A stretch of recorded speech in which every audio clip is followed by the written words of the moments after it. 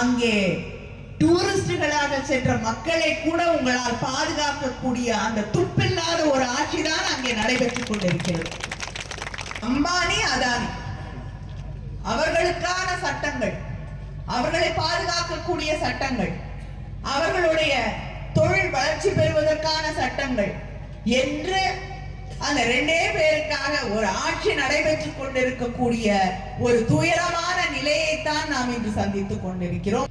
ஆனா இந்த சட்டத்துல இந்த மாற்றத்தை அவர்கள் நியாயத்திற்கு எதிராக, நீதிக்கு எதிராக கொண்டு வருகிறார்கள் என்றால், எனக்கு தெரிந்து மும்பாயிலே ஒரு வீடு இருக்கிறது.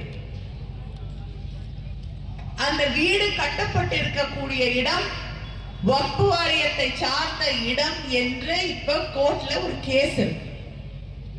அந்த வீடு யாரோட வீடு? யார் வீடு? சத்தமா சொல்லுங்க.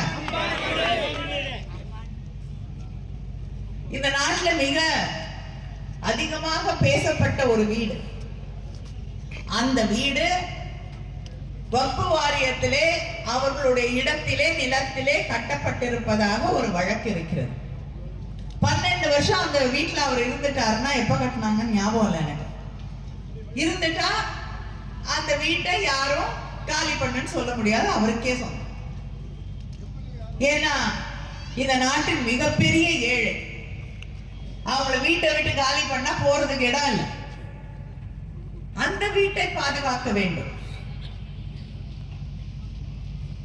என்று ஒரு சட்டம் கொண்டு வரப்படுகிறது. செய்திகளை உடனுக்குடனும் துல்லியமாகவும் தெரிந்து கொள்ள சப்ஸ்கிரைப் பண்ணுங்க.